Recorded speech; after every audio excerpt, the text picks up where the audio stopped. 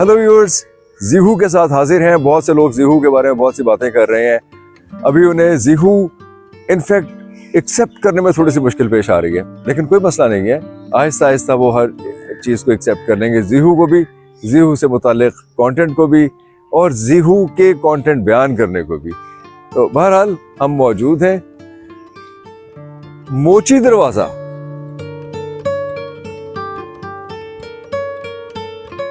लाहौर में सिखों की हुकूमत 1765 से 1849 तक थी। इससे पहले मुगलों की कमजोर हुकूमतें रहीं, लिहाजा लैना सिंह, सोबा सिंह और गोजर सिंह भंगी सरदार थे जो 1765 में पंजाब के हाकिम बने, और इन्हें लाहौर लाने वाले लाहौर के अराई थे, उंदरून शहर के अराई। आयरॉनिकली यही अराई बाद में महाराजा रंजीत सिंह को इन भंगी सरदारों के मुकाबले में लाए।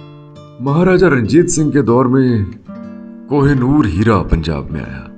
कोहिनूर ताकत की अलामत बना। जिसके पास कोहिनूर था वो हाकिम था। कभी यहां महाराजा रंजीत सिंह के सिपाही फिरते थे। ये मोची बाजार है जहां से मैं गुजर रहा हूं, जो शाह शुजा और उसके खानदान की निगरानी पर मामूर था। मैं इस जगह जा रहा हूं जहां शाह शुजा ने कोहिनूर महाराजा रंजीत सिंह के हवाले किया था। कोहिनूर दरअसल जनूबी हिंदुस्तान में गोलकंडा के करीब किसी कान से दरियाफ्त हुआ था और अलाउद्दीन खिलजी के हाथ लगा। अलाउद्दीन खिलजी से यह मुगलों के पास आया और मुगल इस हीरे की बहुत ज्यादा कदर नहीं कर सके। दरअसल मुगल रूबीज और स्पिनल्स में ज्यादा दिलचस्पी रखते थे। उनकी किताबों में, उनकी सवाने में आप जब भी पढ़ेंगे कीमती पत्थरों के बारे में, तो वो रूबीज का जिक्र करेंगे, लालो गोहर का जिक्र करेंगे, स्पिनल्स का जिक्र करेंगे, बदख्शां के पत्थरों का, कीमती पत्थरों का जिक्र करेंगे। कोहिनूर को वो खास अहमियत दिया नहीं करते थे। मुर्गे के अंडे के बराबर ये हीरा बाबर्स डायमंड था।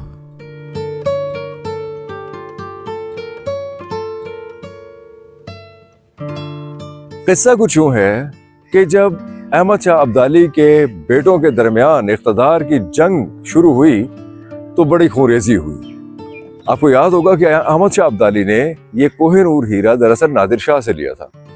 नादिर शाह ने जब भारत पे, हिंदुस्तान पे हमला किया तो नादिर शाह ने ये हीरा मुगलों से ले लिया था। मुगलों में हुमायूं तक ये हीरा कैसे पहुंचा, इसकी एक बिल्कुल ही मुख्तलिफ दास्तान है।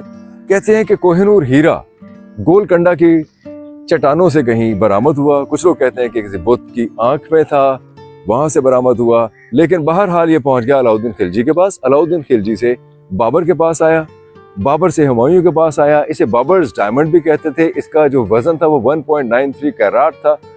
बाबर को हीरे शीरे पसंद नहीं थे, बाबर को स्पिनल्स पसंद थे। इसलिए को बाबरनामा में उसने कोई बहुत ज्यादा कोई कसीदे पढ़े भी नहीं है कोहिनूर के, जैसे कि हम बयान करते हैं।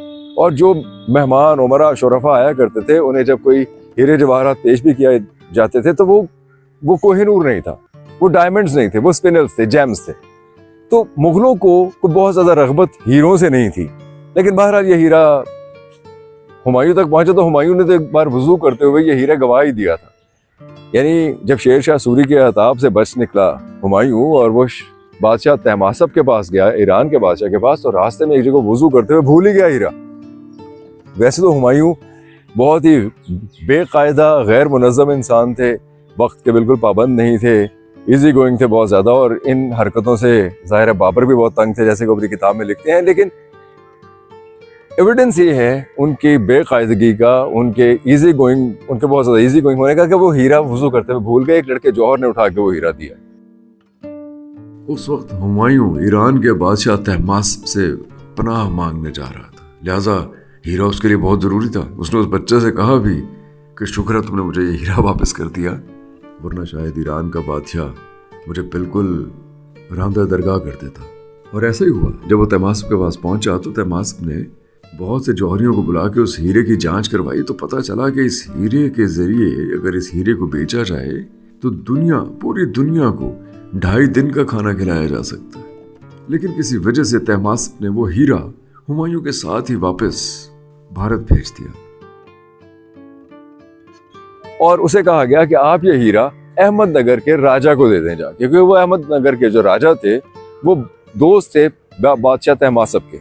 लेकिन मेहतर जमाल ने वो हीरा अहमदनगर के राजा को नहीं दिया।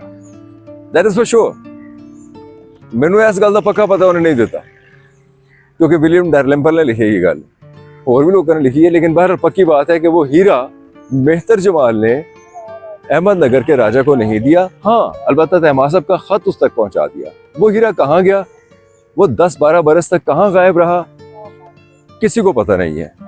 10-12 बरस के बाद, यानी एक नस्ल के गुजर जाने के बाद, आप ये समझ लीजिए शायद इससे भी ज्यादा देर से, ये हीरा मीर जुमला नामी एक मर्चेंट के हाथ से बरामद हुआ, जो कि हीरों का कारोबार करता था, जो लोगों को ओब्लाइज करने के लिए हीरे जवाहरात दिया करता था। वही मीर जुमला ये हीरा लेके नमूदार हुआ कि जी ये मेरे पास है। यानी वो बाबर्स डायमंड मीर जुमला के पास पहुंच गया। मेहतर जमाल से रास्ते में क्या क्या कुछ हुआ उस हीरे के साथ हमें इल्म नहीं है। बहरहाल उसे फिर कबूल कर लिया गया कि अच्छा ये वही हीरा है जो बाबर्स डायमंड कहलाता है, इसका इतना वजन है। वजन थोड़ा सा कम था, यानी बाबर्स डायमंड का वजन 1.93 कैरेट था, तो इसका थोड़ा सा कम था। बहरहाल ये शाहजहां के पीकॉक तख्त में जड़ा रहा और वहां से नादिर शाह के हमले के बाद उसके हाथ लगा। नादिर शाह की मौत पर उसके गार्ड अहमद शाह अब्दाली के हाथ लगा, जो अब्दाली के 26 बेटों की इख्तदार की जंग बना रहा। इख्तदार की जंग तो खैर तख्त के लिए हो रही थी, लेकिन कोहिनूर बहरहाल उसी के पास जाता जो तख्त पर कब्जा करता।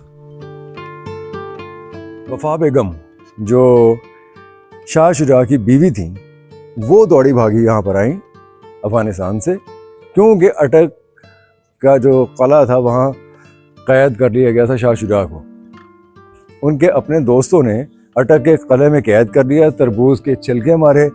जब तरबूज के छिलके मारे उन्हें, तो उन्हें समझ आ गई शाह शुजा को कि ये मेरे साथ गेम हो गई है अभी, और मुझे साजिश का निशाना बनाया जा रहा है, मुझे कश्मीर लेके जाएंगे। इसीलिए वफा बेगम भागम भाग रंजीत सिंह के पास पहुंची थी। महाराजा रंजीत सिंह ने पनाह दी शाह शुजा की 600 बीवियों को मोची दरवाजा लाहौर में, इस हीरे को लेने के बदले में, इस वादे पे कि हीरा उसे मिल जाएगा। ये थी वो कहानी। सर अगर 600 बीवियों के बदले भी हीरा नहीं दे रहा सी, तो फिर रोया ही जा सकता है सर। नहीं, वो नहीं दे रहा सी, बड़ा उन्हें जोर लाया। इसकी बड़ी एक कहानी है। शाह शुजा को पनाह मिल गई, बीवियां भी वहीं थी, शाह शुजा भी वापस लाहौर आ गया कश्मीर से। महाराजा रंजीत सिंह ने कश्मीर पे बल्कि हमला भी किया, और जो बाराकज़ई कबीला था कश्मीर में, जिन्होंने जो फतह किया था कश्मीर को, उनको ज़रा भगाया उन्होंने, और शाह शुजा को लेके लाहौर आ गए।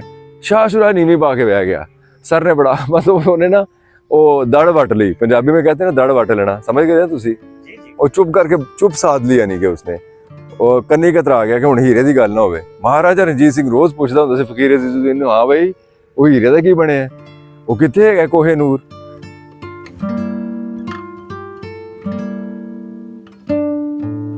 ये वो जगह है, ये है मुबारक हवेली, जहाँ शाह शुजा और रंजीत सिंह के दरमियान पगड़ियाँ तब्दील हुई थी। उन्होंने कोहिनूर हीरा शाह शुजा से लिया था रंजीत सिंह ने। वाक़यात शाह शुजा में वो कहते हैं कि रंजीत सिंह ने उनके बेटे तैमूर को यहाँ एक पिंजरे में कैद करने के बाद ज़द-ओ-कोब किया, मतलब इन्हें शाह शुजा को पिंजरे में कैद किया और तैमूर को तशद्दुद का निशाना बनाया, ताकि बाप बच्चे की मोहब्बत से मजबूर होकर कोहिनूर वापस कर दे। हालांकि ऐसा नहीं था। वो वाक़यात जो शाह शुजा ने बयान किए हैं वो झूठे हैं। मसलन लाहौर जहाँ मैं मौजूद हूँ, यहाँ से भागने की बाबत वो लिखता है कि जी हमने यहाँ से कोई सुरंग निकाली और वो दरिया रावी तक चली गई, और दरिया रावी के जो गार्ड्स खड़े हुए थे, यहाँ बाहर 4000 लोग पहरेदार खड़े हुए थे, जिन पे वो कहते हैं कि जी हमने कुछ आयतें पढ़ी, फूंकी, और वो अंधे हो गए और हम निकल गए, आगे बोटमैन इंतजार कर रहे थे, और ऐसा हुआ नहीं। और बिलाखिर उसे इस हवेली में, मुबारक हवेली में लाके बिठाया और उसे 15,000 रुपए दिए।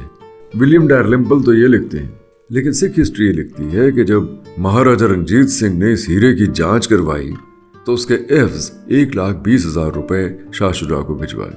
बहरहाल महाराजा रंजीत सिंह कोहिनूर बाजू पर बांध कर फिरा करते थे। महाराजा से ये कोहिनूर शेर सिंह को मुंतकिल हुआ, शेर सिंह से दिलीप सिंह को, दिलीप सिंह से लॉर्ड डलहौजी ने मलका बरतानिया को भिजवाया और इस हीरे ने मलका और उसके शौहर को मशहूर इंडस्ट्रियल एग्जीबिशन में कहीं का ना छोड़ा। इसे काटना पड़ा, और किसने काटा?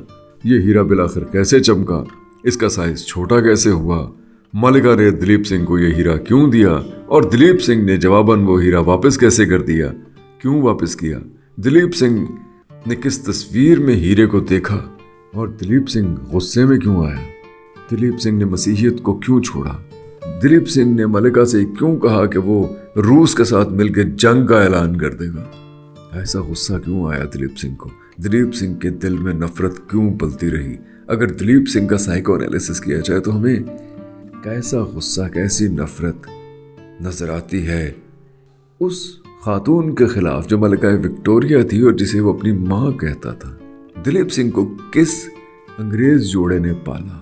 वो अंग्रेज जोड़ा कैसा दयानतदार था, कैसी मोहब्बत करता था दिलीप सिंह से। दिलीप सिंह की माँ की राख हिंदुस्तान कैसे पहुंची? दिलीप सिंह पहली बार मिलने के लिए हिंदुस्तान क्यों कर आया, कैसे पहुंचा, कहाँ मुलाकात हुई? इस वक्त हम आपको दिखा रहे हैं ये मुबारक हवेली, जहां महाराजा रंजीत सिंह ने शाह शुजा से हीरा लिया था, यहाँ कहीं बिठा के। ये मुबारक हवेली है, आज भी इसकी अहमियत बहुत ज़्यादा है। मोची दरवाज़ा, अंदरून मोची दरवाजे में ये मौजूद ये हवेली। इसके तय खाने तो ज़रूर हैं, लेकिन कोई ऐसी जगह नहीं है कि सुरंग दरिया रावी तक पहुँच जाए। बहरहाल आप हमारे साथ रहिए, राय दीजिए, कमेंट कीजिए, आपकी राय हमारे लिए बहुत मोतबर है।